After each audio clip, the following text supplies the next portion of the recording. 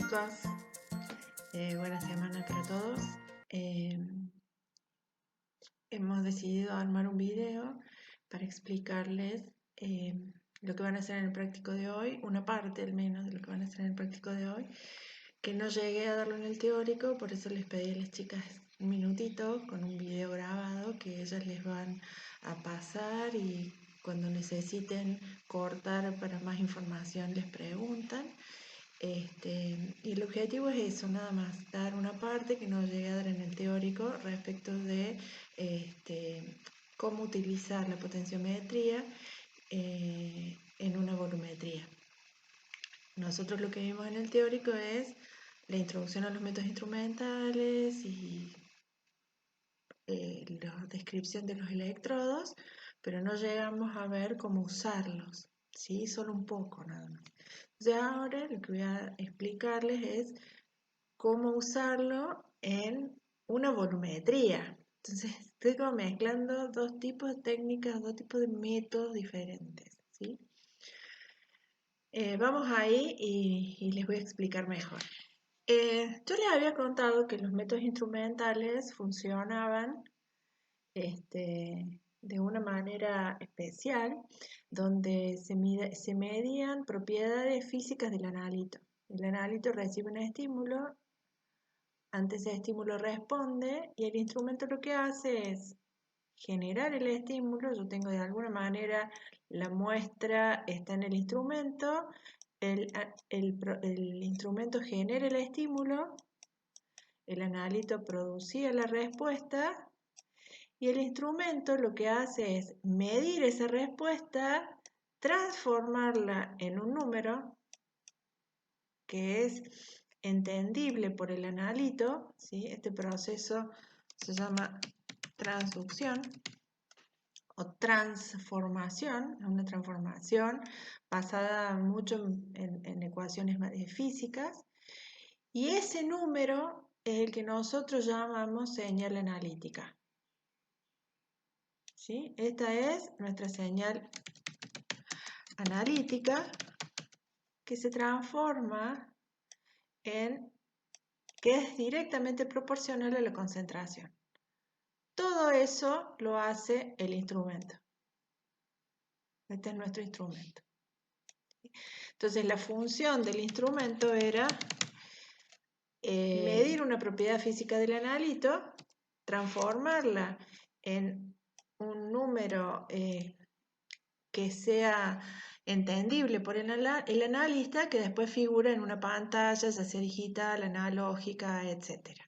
Y ese número se relaciona de manera directamente proporcional con la concentración de analito. Nosotros decíamos que ese número, de alguna manera, esa señal analítica, se relacionaba de manera directamente proporcional con la concentración de analito.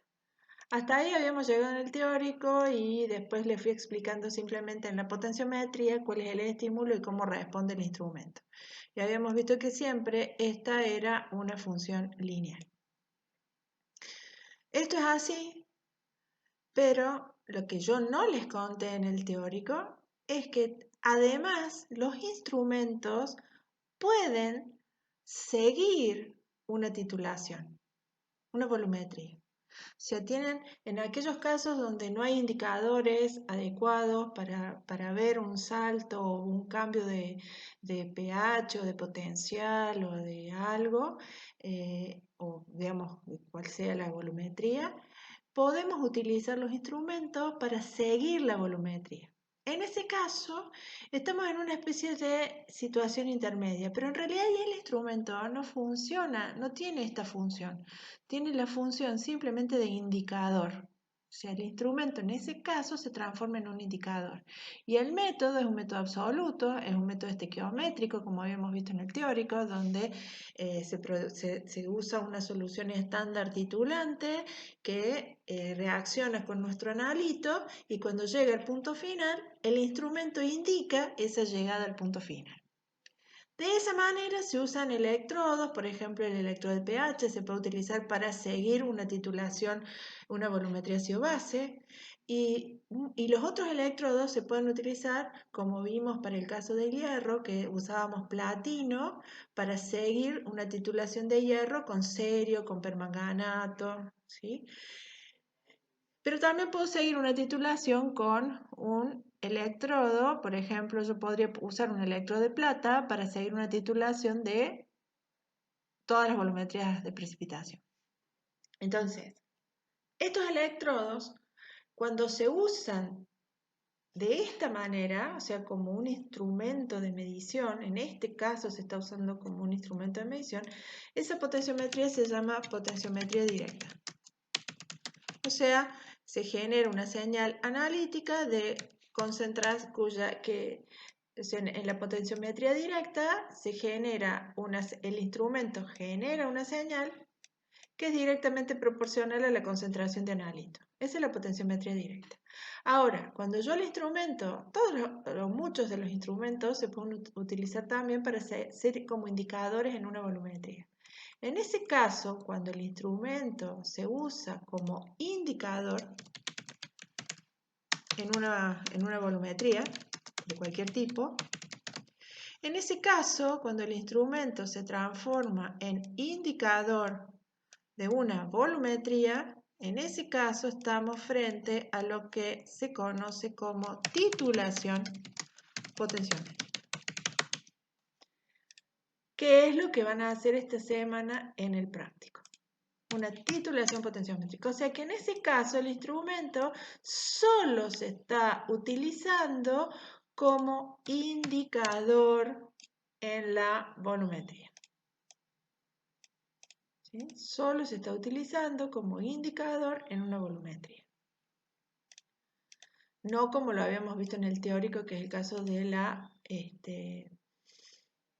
potenciometría directa. Entonces, hay dos formas que yo puedo usar la potenciometría, en una potenciometría directa o en una titulación potenciométrica. Entonces, si sirve como indicador, lo que hace el instrumento, en este caso, lo que hace el potenciómetro, lo que hace la potenciometría, en este caso, es ayudarme a determinar el volumen de punto final.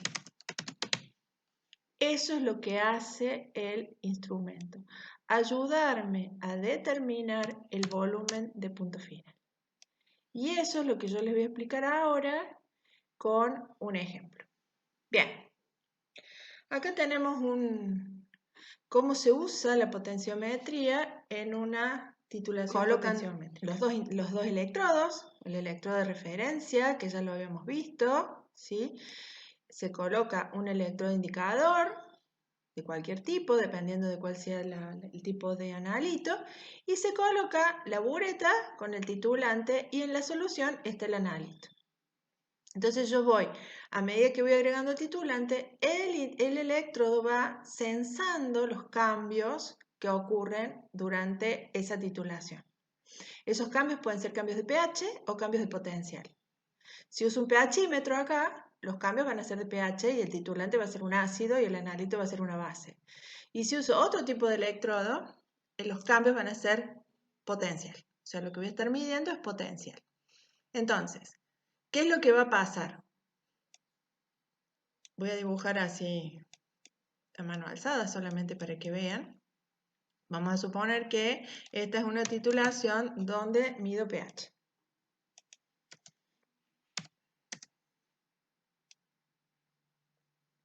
Perdón.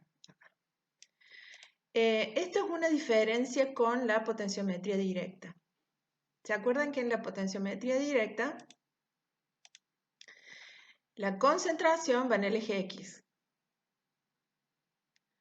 En este caso, el que cambia con el volumen de titulante va en el eje Y. Así que en este caso puede ser pH o puede ser potencial. Y en X es una volumetría, por lo tanto son los mililitros de titulante agregados. Ustedes ya saben que esta curva de titulación tiene una forma, voy a tratar de ver si me sale más o menos. Hace esto, donde en el punto de equivalencia tengo un valor de potencial o de pH, y acá puedo ver en el punto de equivalencia el volumen del punto final. Esto vendría a ser el volumen del punto final, que normalmente hasta ahora en la materia lo veníamos viendo con un indicador, ¿sí? En esa zona se produce un cambio de color y nosotros cortamos ahí la titulación. ¿Cómo hacemos en el caso de una titulación potenciométrica? Cuando hacemos una titulación potenciométrica, lo que nosotros hacemos es ir agregando volúmenes constantes, por ejemplo, de a 0,5 mililitros o de a 0,1 mililitro, o sea, agrego 0,5 mililitros corto, y mientras tanto voy agitando, tengo acá un agitador magnético, agrego 0,5 mililitros corto y mido el valor de potencial o de pH. Agrego otros 0,5 mililitros corto y mido de nuevo el valor de pH. Y así sucesivamente. O sea, voy agregando de a 0,5 mililitros y midiendo cada vez el valor de potencial o de pH. Entonces obtengo una tabla en la cual tengo qué datos tengo en esa tabla. Y en esa tabla que voy graficando, que voy construyendo, lo que hago es ir cargando los datos de mililitros de titulante agregados y potencial o pH según lo que esté midiendo. Entonces, yo digo, bueno, a los 0 mililitros el pH fue, qué sé yo, 1. ¿Sí? Y a los 0,5 mililitros el pH fue, qué sé yo, no importa, 1,1, ¿sí? Etcétera. Entonces voy anotando esos datos a medida que voy agregando el titulante con agitación permanente y midiendo con estos electrones. Cuando uno hace eso, obtiene este dibujo, ¿sí? El problema es que a veces uno ve que un punto cae por acá y el otro ya cae por acá. Entonces, es muy difícil dibujar exacto con los datos la curva de titulación. Como es muy difícil dibujar exacta la curva de titulación, lo que uno hace es hacer la derivada de cada punto, ¿sí? A ver, vamos a recordar un poquito de matemáticas qué era la derivada en un punto. La derivada en un punto era la tangente en ese punto, ¿sí? En este punto la tangente sería así, paralela al eje X. Cuando la tangente es paralela al eje X, su valor es 0. Y acá, toda esta zona, el valor es casi 0, en general, en general. Hay casos en que no, porque, por ejemplo, en el caso de titular ácidos débiles, la curva de titulación es un poco diferente, ¿sí? En el caso de titular ácidos débiles, lo que suele pasar muy comúnmente es que al principio de esta, en el caso de ácidos, así que vamos a poner acá pH y acá mililitros de titulante. En esos casos suele pasar que al principio hay como un pequeño salto, porque los ácidos cuanto más débiles, mayor es el salto hasta que se forma el buffer, después entra en una zona de buffer y recién después pega un salto no muy grande. Recuerden que en esos casos, cuando son ácidos débiles, el pH del punto de equivalencia es mayor a 7. ¿Sí? Porque son ácidos débiles, por lo tanto sus bases conjugadas son básicas. O sea, tienen, en el caso de los ácidos fuertes y bases fuertes, si son ácidos fuertes, la base conjugada es neutra, por eso da 7 el pH de punto final. En cambio, en estos casos, hay casos, salvo ciertos casos, uno puede verlo de esta manera, ¿sí? Independientemente de cuál sea el caso, la tangente en un punto, matemáticamente la tangente en un punto, por ejemplo en este punto, la tangente es como si fuera una recta que es tangente en ese punto, ¿sí? Y la tangente sería la pendiente de esa recta. Fíjense que acá mi valor sería positivo porque esta recta tiene una pendiente positiva, ¿sí? Por acá, en este puntito, la derivada de este punto va a ser la tangente en ese punto, que también es una recta de pendiente positiva. En cambio acá, la tangente en este punto es una recta de pendiente cero.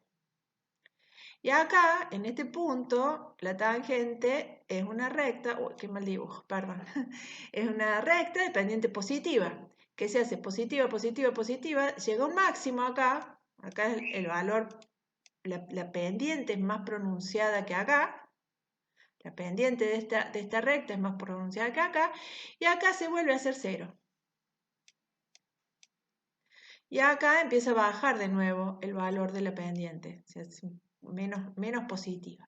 Entonces, todas esas, cuando uno grafica la primera derivada de esta curva de titulación, lo que obtenemos, o lo que obtendríamos más o menos, ¿no? O sea, a grosso modo, perdón, soy mala dibujando. Lo que obtendríamos a grosso modo, si yo grafico la primera derivada de esto, que se escribe como derivada de pH, en este caso esta sería derivada, se usa el símbolo, la letra griega delta, mayúscula, derivada del pH respecto del volumen, porque se deriva el pH con respecto al volumen de titulante. Derivada de pH respecto del volumen es la primera derivada y se vuelve a graficar en función de los mililitros de titulante. ¿Sí? O sea, porque se vuelven a usar estos mismos volúmenes acá en esta gráfica. Entonces, en este caso, yo lo que tendría es un valor por acá de derivada, acá adelante, porque tengo un valor que es importante. Después cae a 0, por acá. Y después, exactamente en este punto, que voy a tratar de hacerlo coincidir acá, se hace un máximo y después vuelve a caer a 0.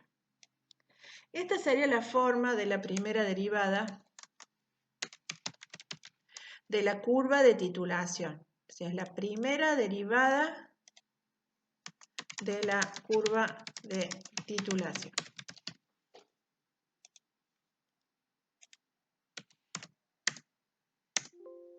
Bueno, quise aumentar un poquito la letra acá. Es la primera derivada de la curva de titulación. Esta. Pero esta primera derivada, esta zona donde es porque yo lo que quiero averiguar, volvamos a algo, lo que quiero averiguar es el volumen del punto final. Quiero saber exactamente dónde está el volumen del punto final. Con esta primera derivada, acá, es muy difícil ver exactamente dónde cae el volumen del punto final. Entonces lo que se hace es una segunda derivada. En realidad es primera derivada de esta curva, o sea, es primera derivada de esta curva y es segunda derivada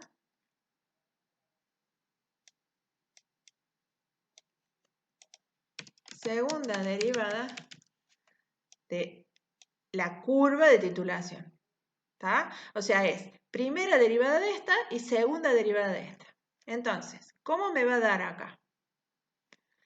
Y bueno, si acá se mantuvo constante la pendiente durante toda esta parte, acá, de nuevo, las derivadas son las tangentes en los puntos. Acá me da 0. O sea que acá me va a dar 0.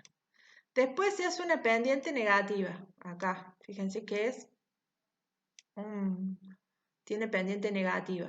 Entonces me va a hacer un valor negativo. Y después acá de nuevo la tangente es 0. Así que vuelve a ser 0. Estoy dibujando la derivada de esta curva más o menos al ojo. Después, ¿qué pasa acá? Fíjense. En este punto, la derivada en este punto me da una recta con pendiente positiva. ¿Sí? Y se hace una pendiente cada vez más positiva, cada vez más positiva, hasta que después acá, ¿de qué forma es la pendiente? De nuevo es 0. O sea, se hace 0. Estas pendientes son positivas, pero acá, después de llegar al máximo, ¿qué pasó acá?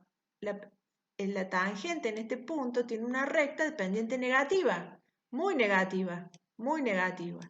Se hace muy negativa, hasta que después vuelve a hacerse 0. Entonces, ¿cómo se dibuja eso? ¿Qué es lo que pasa acá? Y acá empiezas a aumentar la pendiente, o sea, la derivada. De pronto, vamos a tratar de continuar acá esto. De pronto, se hizo 0 y de pronto se hizo muy negativa.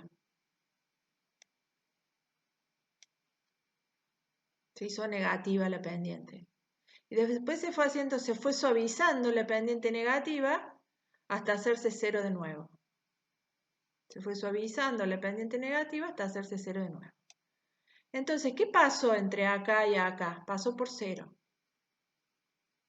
Y eso es mucho más fácil de determinar, perdonen mi mala dibujo, es mucho más fácil de determinar el volumen, porque justo ahí es el volumen de punto final. Cuando se hace 0, la segunda derivada. En ese punto es el volumen del punto final. Acá me olvidé de escribir cuáles son los ejes. Acá en este eje se denomina derivada segunda del pH, porque es respecto de la primera curva, sobre el volumen 2 veces. Esto se escribe así.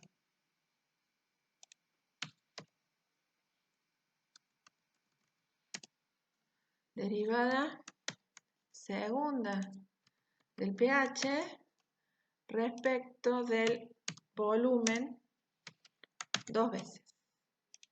Así se escribe lo que va en el eje Y en este caso, en la derivada segunda. Y acá de nuevo sigue siendo el mililitro de titulante en X. ¿Está?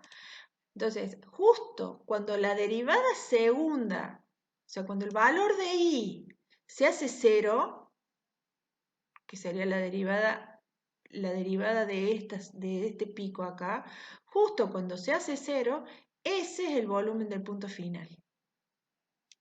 ¿Sí? Y ahí me da, como estos en X son los mililitros de titulante, entonces ahí me da el valor del volumen del punto final. O sea, se estarán preguntando, ¿tengo que hacer todo este lío para determinar el volumen del punto final cuando hago una titulación potenciométrica? Sí, tengo que hacer todo este lío.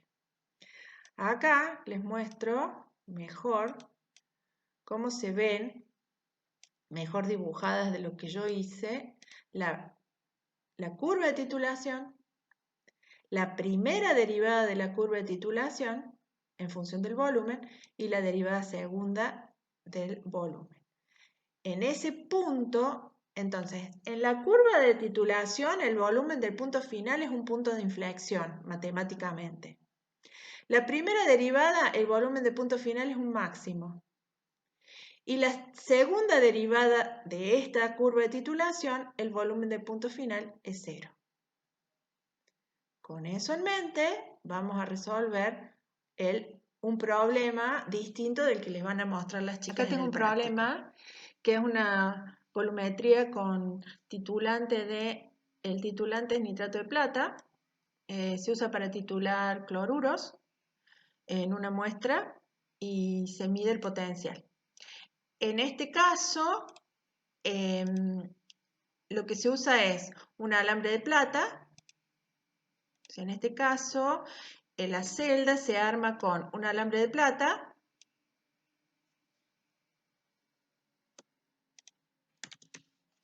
que está sumergido en la solución que tiene el analito, que es cloruro. Acá tengo un electrodo de referencia. ¿Sí? Ambos están conectados a través del potenciómetro. Y acá tengo la bureta con nitrato de plata. En este caso, el analito es cloruro. O sea que acá tengo una solución de cloruro de concentración desconocida.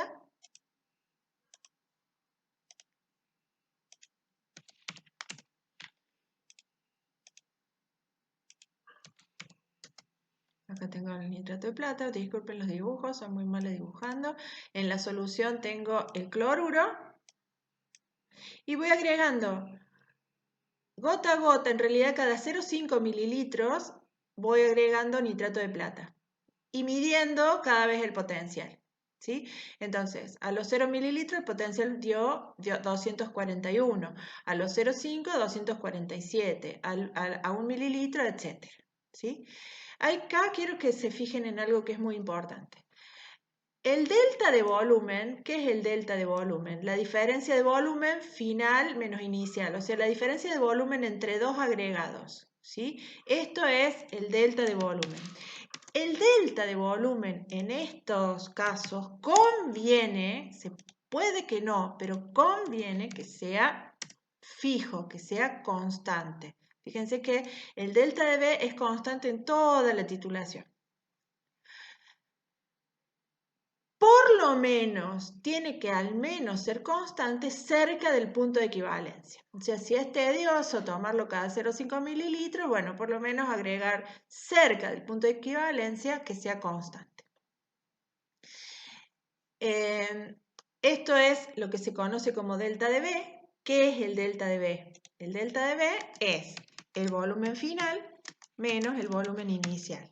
Eso es el delta de B, que sería la diferencia entre el volumen final y el volumen inicial. Este sería el delta B1.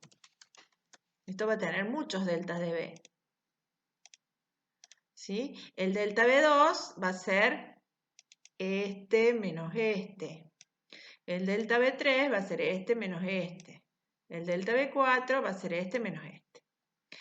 Y así como tengo delta de B, tengo delta de E, delta de potencial.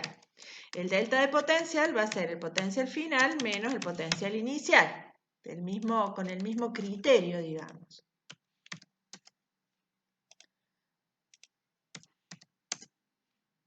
Entonces acá tengo el delta E, el delta de potencial 1 sería, este sería el delta de potencial 2, este sería el delta de potencial 3, este sería el delta de potencial 4. ¿Sí? Entonces, las derivadas se hacen con los deltas de B y los deltas de E. Para la primera derivada y la segunda derivada lo que se hace son deltas de E y deltas de B. ¿Sí?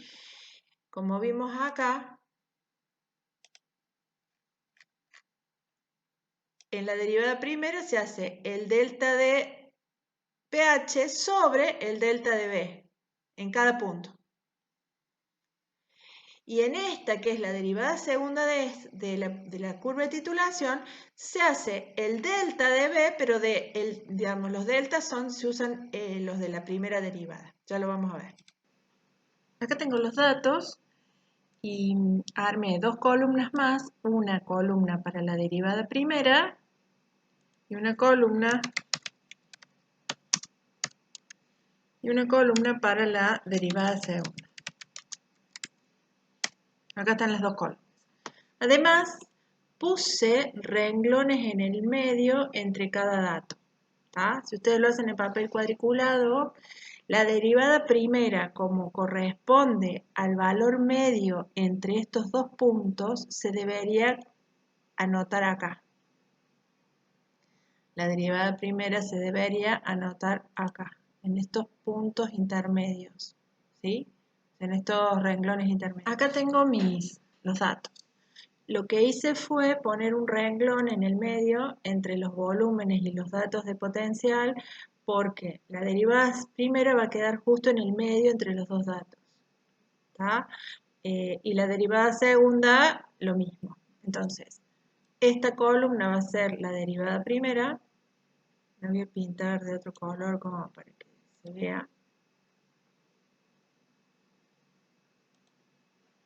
Esta columna va a ser la derivada segunda.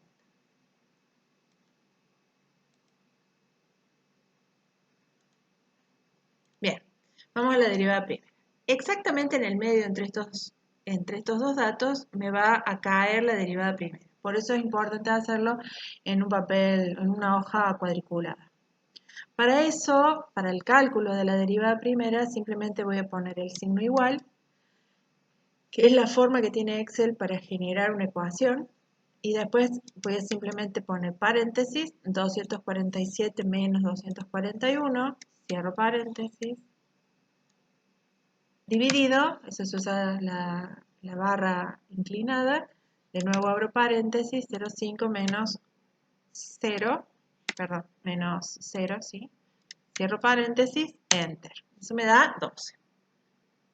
Acá voy a hacer lo mismo, igual, paréntesis, 248 menos 247, cierro paréntesis, barra de dividido, paréntesis, 1 menos 0,5. Cierro paréntesis, enter. Ahora vamos a hacer que el programa nos haga automáticamente todos los datos que faltan. Excel puede hacer eso. ¿Cómo lo hace? Fíjense que la celda tiene como un puntito verde más oscuro a la derecha abajo, que cuando uno se acerca con el mouse, esa cruz que se ve gruesa, cuando se acerca a ese punto se hace más finita. Cuando uno hace clic con el botón izquierdo del mouse en ese punto y baja hasta el último dato, hasta acá, me aparecen esos números. Estos que están al medio es porque no tiene datos para hacer. Yo simplemente los voy a borrar. Ya borré todos los datos. Ahora bien, este valor de derivada primera, ¿para qué dato de volumen es? Y es para el volumen que está exactamente al medio entre 0 y 0,5. Que en este caso entre 0 y 0,5 está 0,25, exactamente al medio. Al medio entre 0,5 y 1 está exactamente 0,75. Todos esos datos que están al medio son los que corresponden, por ejemplo. Entonces, para esta derivada primera de 2 corresponde un volumen de 0,75 cuando uno grafica. ¿Ah? Siempre es el volumen que queda al medio.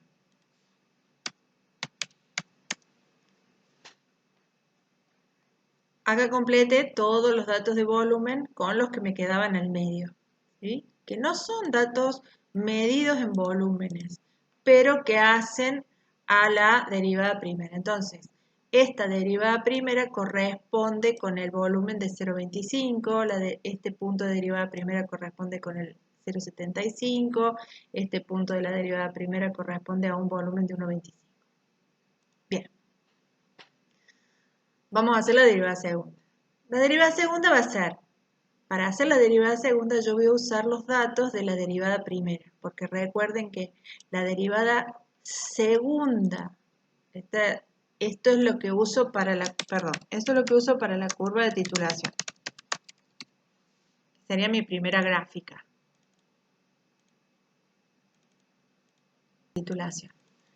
Entonces, esta es la derivada primera de la curva de titulación y esta es la derivada segunda de la curva de titulación. Pero esta es la derivada primera de la curva de derivada primera, valga la redundancia.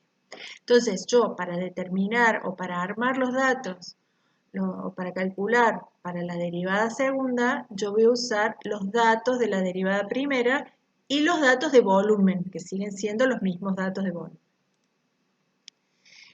Para hacer la derivada segunda, entonces, va a ser la diferencia entre este dato y este dato dividido los los valores de volumen que corresponden a esos datos. En este caso 2 corresponde a 0,75 y 12 corresponde a 0,25.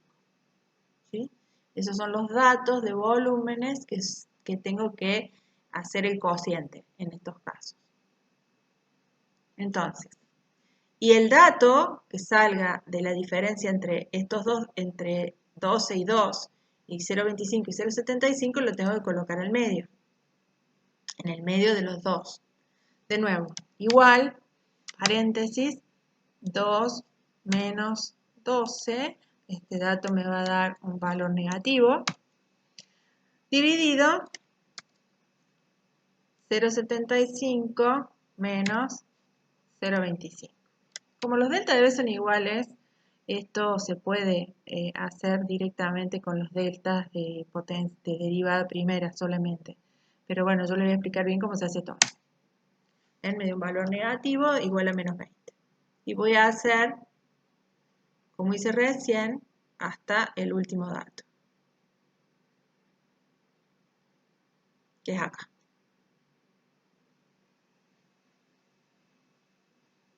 Entonces, este dato no corresponde con nada porque tiene datos de volumen, pero no datos de derivada. Entonces, todos los datos que están al medio no tienen sentido. Perfecto. Ahí borré todos los datos que quedaban al medio de la derivada primera. Vamos a aumentar el tamaño de la letra acá.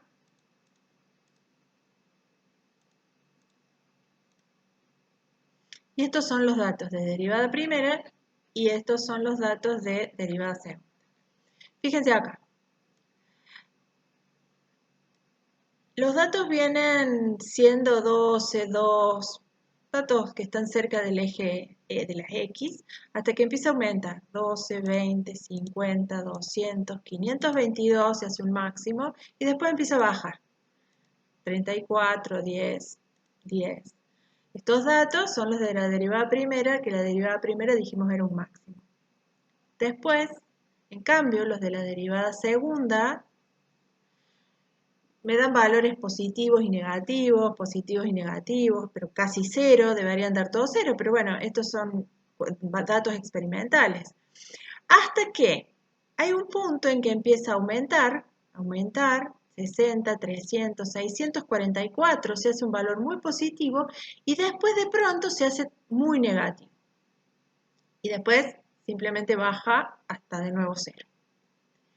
Entre estos dos datos está el volumen del punto final. O sea, entre 8, vamos a marcarlo con amarillo acá, entre 8 y 8,5. En esos dos datos, o entre medio de esos dos datos, está el volumen del punto final. Está el valor cero de derivada segunda, entre esos dos datos. O sea que el volumen del punto final tiene que estar entre 8 y 8,5. Ahora vamos a ver exactamente cómo se calcula el valor exacto del volumen del punto final.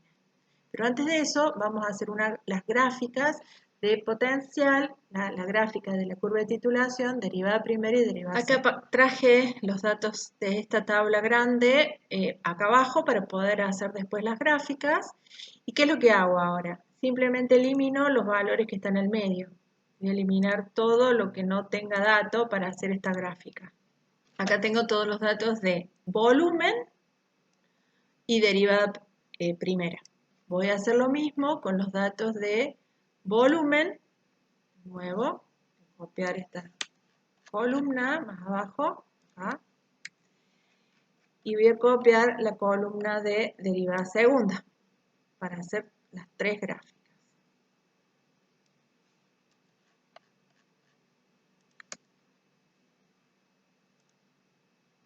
Simplemente hago pegado especial, valores, para que me pegue los datos. Los mismos datos. Acá pegué los datos de derivada segunda y acá ¿qué me pasa?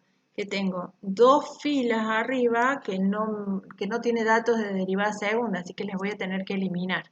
Y lo mismo voy a eliminar todas las filas que no tienen datos. Fíjense que cuando yo hago esto, después los datos de derivada segunda vuelven a coincidir con los datos originales medidos con la bureta. 0,5, 1. El dato que sí perdí es el dato de 0 mililitros en la derivada segunda. Pero ya vuelven en la derivada segunda a coincidir con los datos de volumen medidos originalmente con la bureta. Acá tengo los datos de derivada segunda, donde eliminé todas las filas que no tenían datos de derivada. Y acá tengo los de la derivada primera y acá tengo los del potencial. Para la gráfica acá tengo los datos de potencial sin los renglones en el medio que no tienen datos, los datos de la primera derivada en función del volumen y los datos de la derivada segunda en función del volumen. Vamos a ver. Entonces, para hacer las gráficas, simplemente selecciono los datos, manteniendo apretado con el mouse el botón izquierdo, me voy a donde dice insertar, gráfico, voy a elegir este de los puntos. Acá tengo mi gráfico, mi curva de titulación. Esta es la curva de titulación, que sería la primera, la gráfica original. Si yo quiero agregar después nombres a los ejes X e Y, simplemente voy a donde dice más, títulos a los ejes, y bueno, acá le agrego potencial, que era en milivoltios, potencial era en milivoltios, puedo aumentar el tamaño de la letra ahí, y acá en el eje Y eran mililitros del titulante. Y también puedo aumentar el tamaño de la letra. Esta sería la curva de titulación original. Ahí se ve el punto de inflexión, pero no se sabe exactamente dónde cae, porque tenemos este punto y después viene este punto. Entonces, acá es muy difícil usar esta curva de titulación para determinar el volumen del punto final. La derivada primera hago lo mismo. Selecciono los datos, insertar, gráfico, elijo el de los puntos y fíjense que la gráfica en el caso de la derivada primera me da un máximo, o sea, se hace casi cero, me da un máximo y después cae de vuelta. Esto es la derivada primera. Derivada primera de la curva de titulación.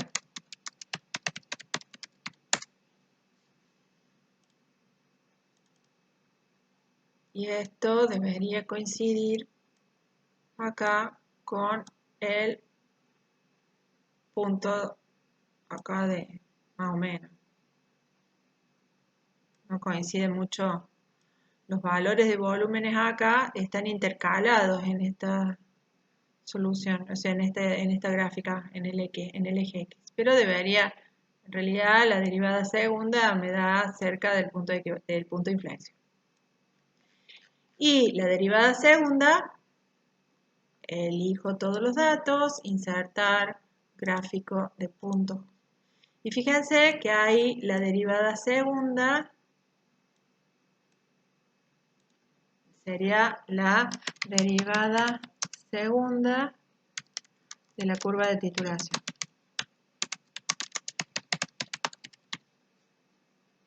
Entonces, esta gráfica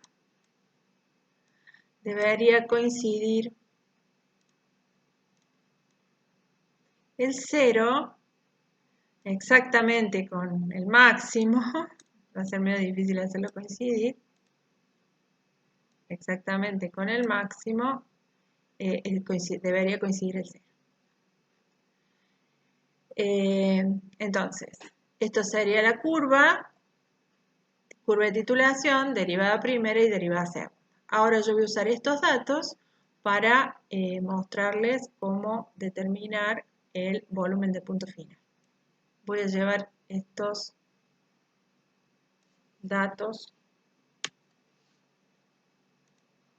acá, voy a traerlos para acá.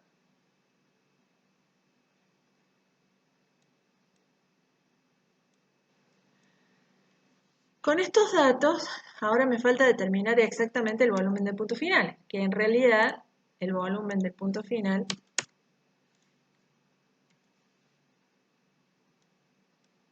estaríamos acá, exactamente ahí, es el volumen de punto final.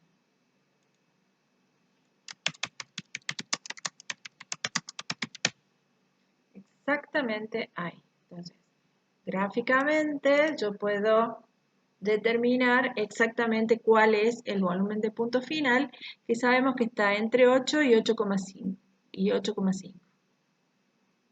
Alrededor de entre 8 y 8,5. Habíamos visto acá, que estaba entre 8 y 8,5. Para hacerlo más, para que lo vean más fácil, yo voy a hacer un dibujo a mano alzada. Acá tengo, entonces, la derivada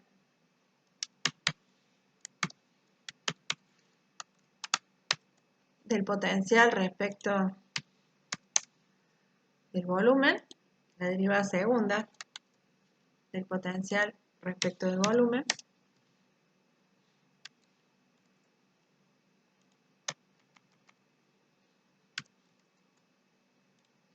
en función de los mililitros de titulante agregados. Y yo me voy a detener en estos dos puntos. O sea, voy a tomar el dato de volumen que corresponde a la segunda derivada, porque es lo que grafiqué acá.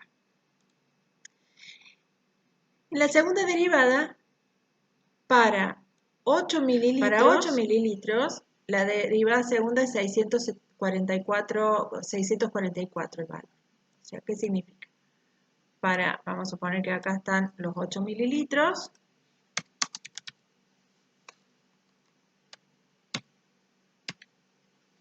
Para 8 mililitros, el valor corresponde a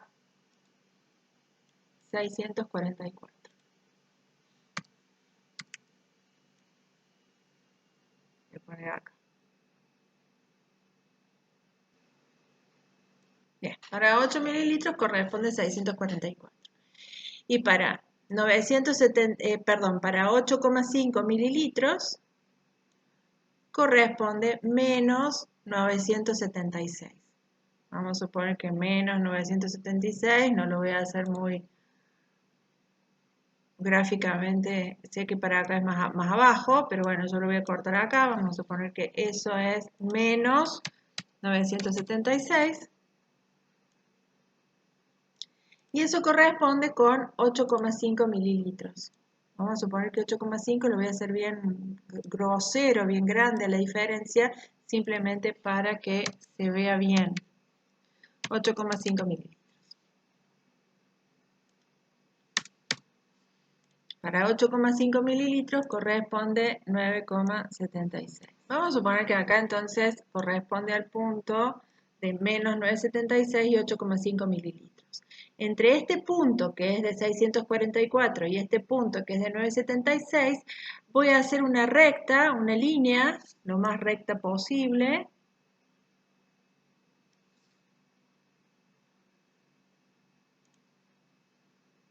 Vamos a suponer que fue una recta lo que puede dibujar ahí. Entonces, fíjense lo que se formó acá. Se formaron dos triángulos rectángulos.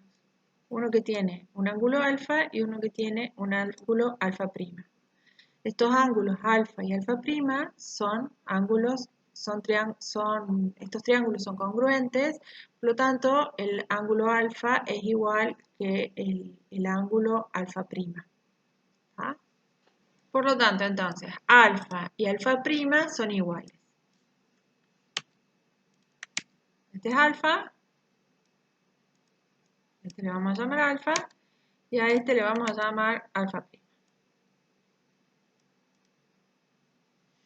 Por lo tanto, si alfa y alfa prima son iguales, sus tangentes también lo son.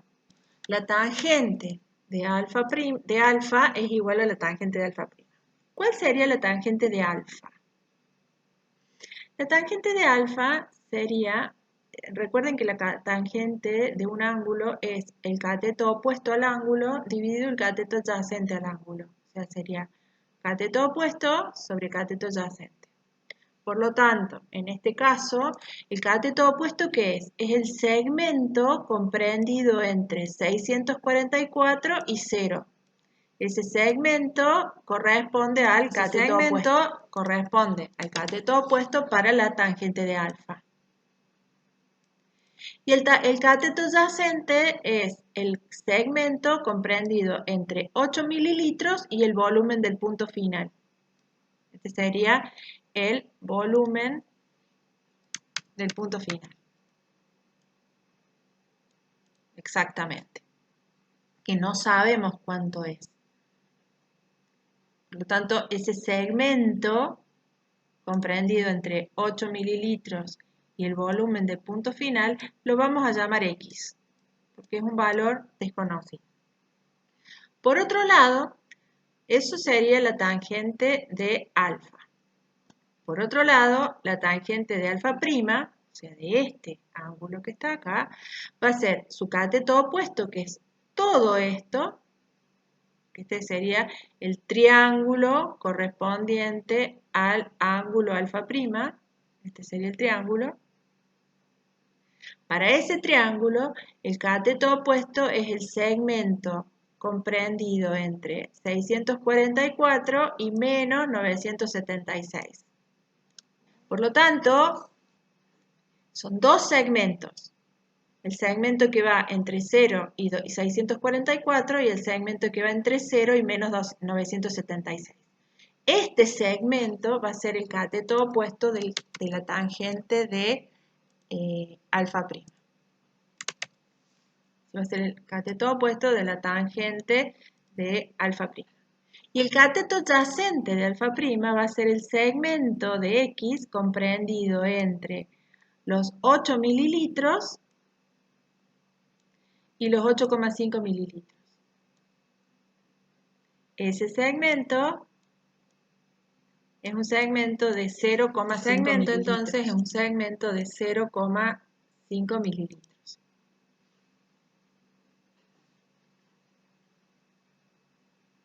Recapitula. La tangente de alfa, que va a ser igual a el cateto opuesto de alfa, que es 644, o sea, es el segmento entre 0 y 644, sobre cateto opuesto sobre cateto adyacente, que es X. No lo conocemos. Y esa tangente tiene que ser igual a la tangente de alfa prima, cuyo cateto opuesto es todo este segmento, o sea, el segmento que va de 0 a 644 más el segmento que va de 0 a 976. Por lo tanto, es la suma de 644 más 976. No importa acá el signo de la derivada segunda, sino todo el segmento. Eso sería, entonces, 1620, y es el cateto opuesto del alfa prima, y el cateto adyacente de alfa prima es el volumen, está entre el volumen 8 mililitros y 8,5, o sea, ese segmento es de 0,5 mililitros. Voy a despejar X de acá, X está dividiendo, lo voy a pasar al otro miembro multiplicando. 1620 está multiplicando, pasa dividiendo, y 0,5 está dividiendo, pasa multiplicando, por lo tanto X es igual a 644 por 0,5 dividido 1620. Eso sería X. ¿Qué es X? Es este segmento entre 8 y el volumen del punto final. Eso da 0,19, alrededor de 88 mililitros. Ese no es el volumen del punto final. Esto es este segmento. El volumen del punto final va a ser ese segmento más los 8 mililitros que se gastaron hasta ese punto. Por lo tanto, el volumen del punto final es igual a los 8 mililitros más los 0,1988 mililitros,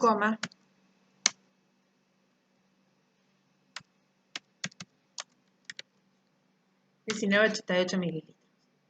Fíjense qué importante la cantidad de cifras con la que nosotros podemos determinar el volumen de punto final acá.